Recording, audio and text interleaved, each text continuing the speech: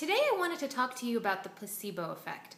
The placebo effect is very important because it talks about the psychology of healing and how important psychology is in healing. If you don't know what the placebo effect is, it's basically giving someone a sugar pill, something that's not medicine, but telling them that this is a very powerful cure and it'll make you feel better. And most of the time, people actually either recover or feel better after taking a sugar pill just because their expectations are that they're going to heal. So an IBS diagnosis is the opposite of the placebo effect because it sets the expectations of a mysterious illness that's incurable and in your head. So obviously telling patients that their problem is in their head is not very useful. What would be more useful is how doctors talk to patients, how they set their expectations for healing.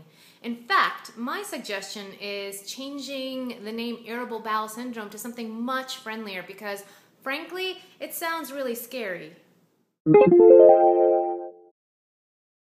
I do know that they used to call it spastic colon. So somewhere along the line, someone decided that was not PC, and they decided to call it something more polite, like irritable.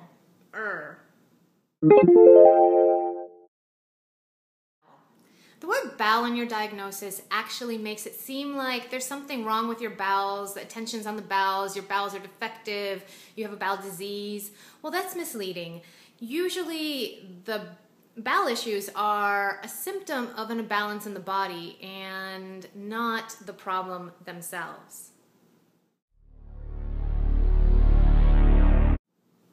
So my favorite part is the syndrome. Oh, this really gets me.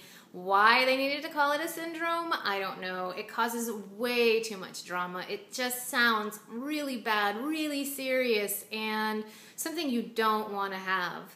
So what would really help you out on your healing mission is to stop thinking of yourself as someone who has irritable bowels or defective bowels or an incurable disease or, God forbid, a syndrome.